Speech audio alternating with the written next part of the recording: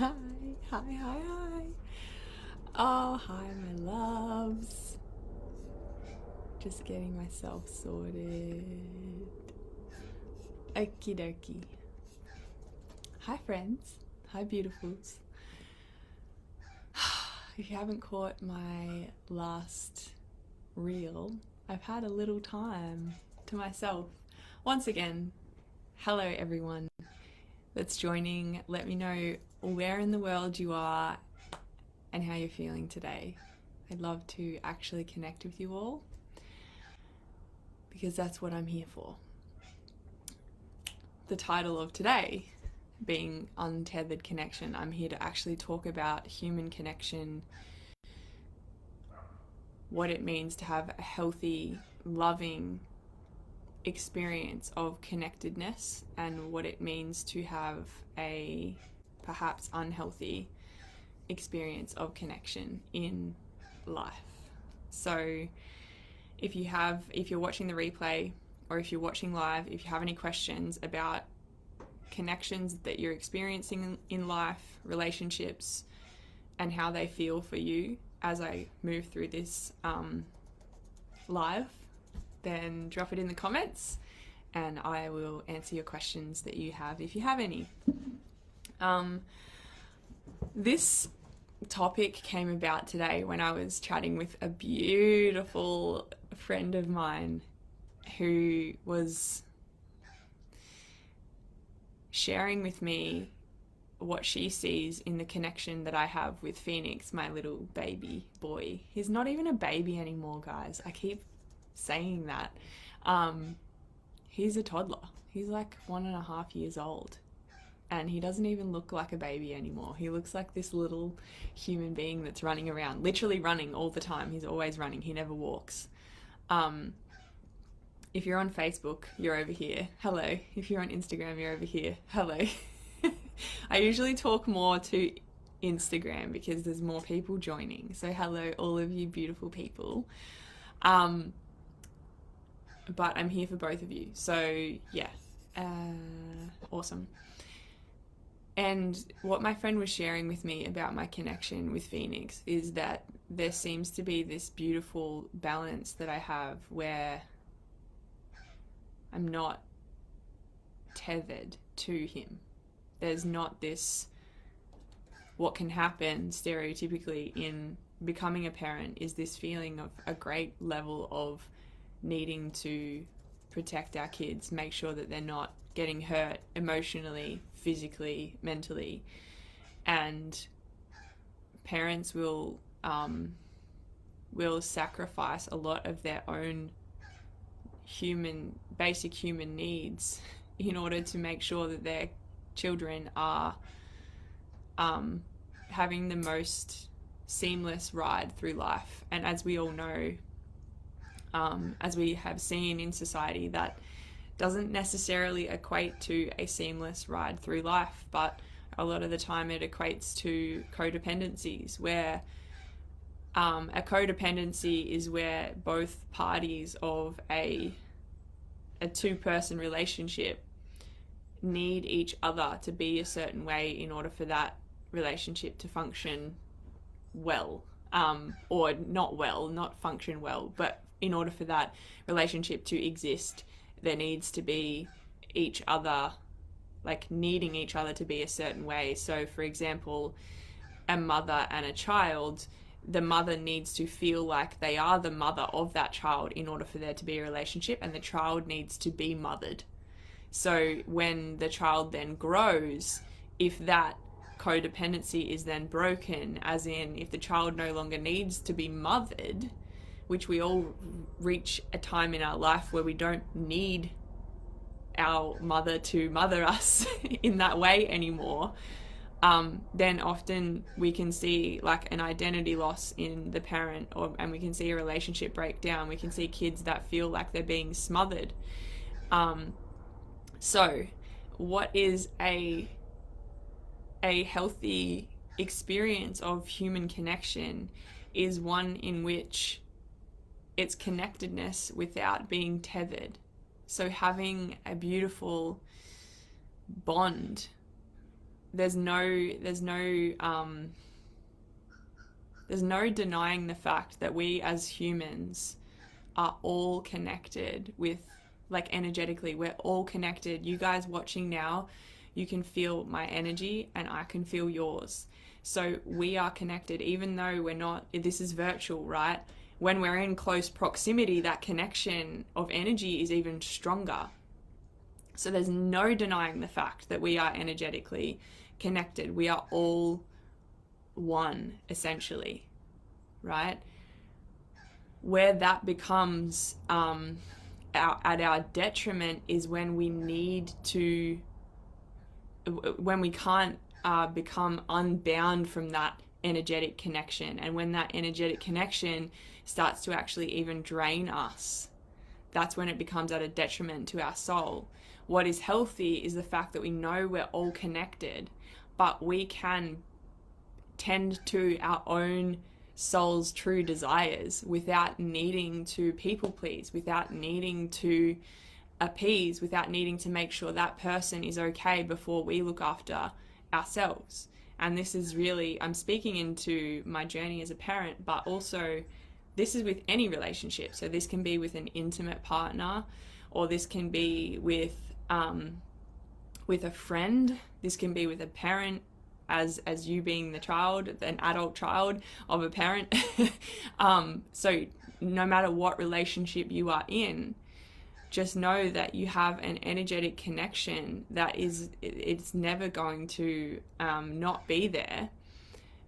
But you putting yourself as an individual in that connection doesn't mean that the relationship goes away.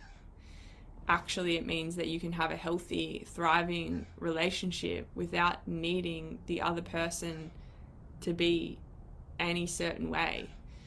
I can liken this to like a friendship, right? That you don't speak to each other for years, and then you come back and it's like nothing there's been no, it's like you collapse space and time, and the connection is still so strong that it's like you hadn't had that time apart. And this is what it gets to be like with people that are in our close proximity on a daily basis. It gets to be this dance in the flow of coming into close proximity with each other and connecting and feeling that physical touch or that conversation with the other person, and then being able to come out of that and be your own individual. So it's this nuance, it's this dance. There's not like a one size fits all of this is the way you should relate with every person that comes into your life. It's being your full self in every moment, and dipping into these connections with other people from that place. And when I say dipping into, I mean fully immersing yourself in the experience of each beautiful connection that you have.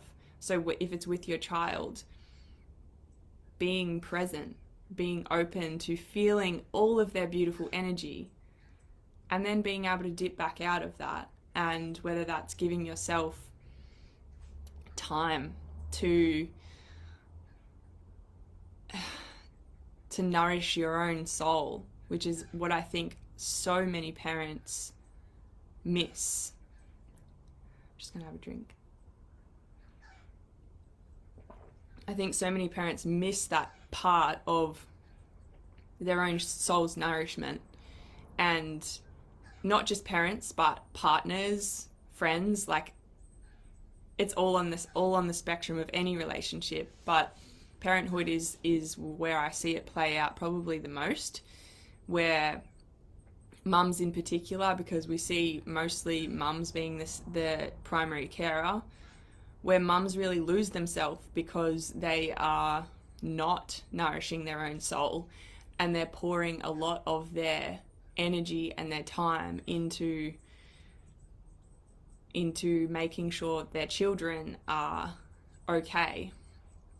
But what this does is eventually it severs a true connection And it creates almost like a false connection where we see, let's look at society as a whole, as the collective. We see parents who are shoving their kids in front of screens just so they can get 5 minutes to themselves, but even in that time on their own, they are scrolling social media themselves, or they're not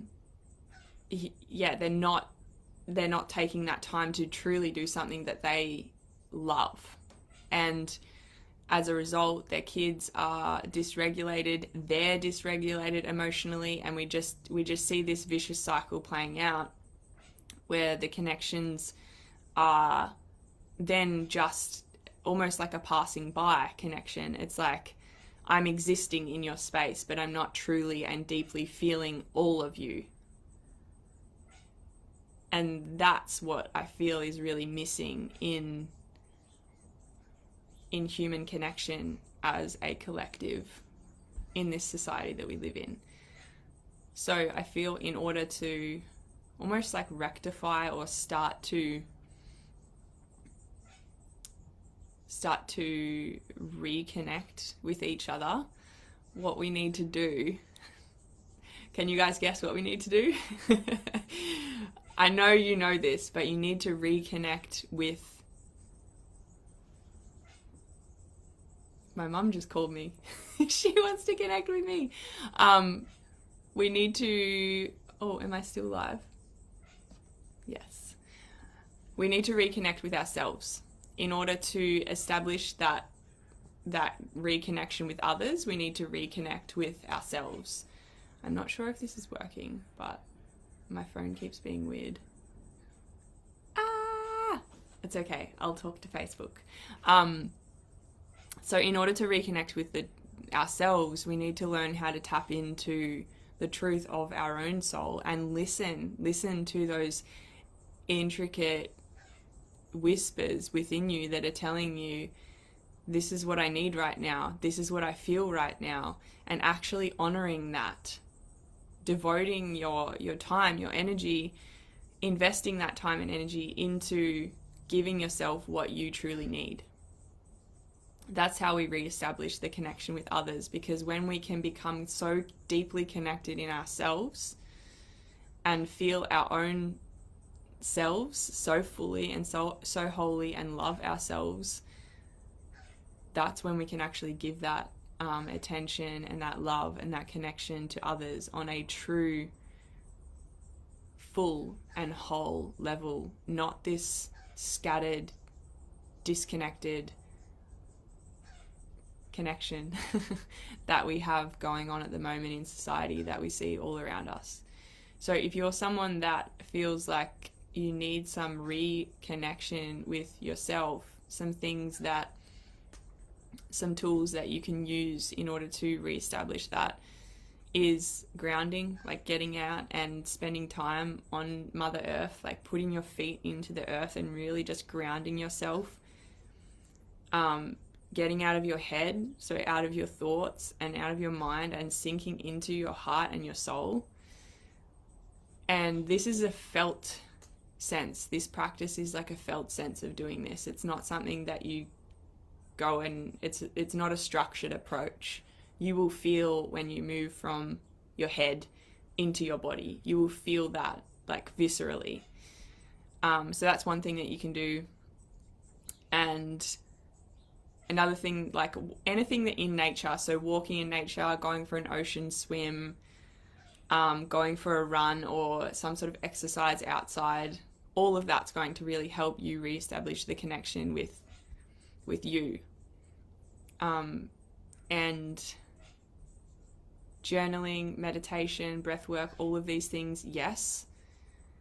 But the biggest thing that is going to allow you to get the most out of these tools, I don't think my Instagram's working, get the most out of these tools is actually to heal the emotional wounds that are underneath your what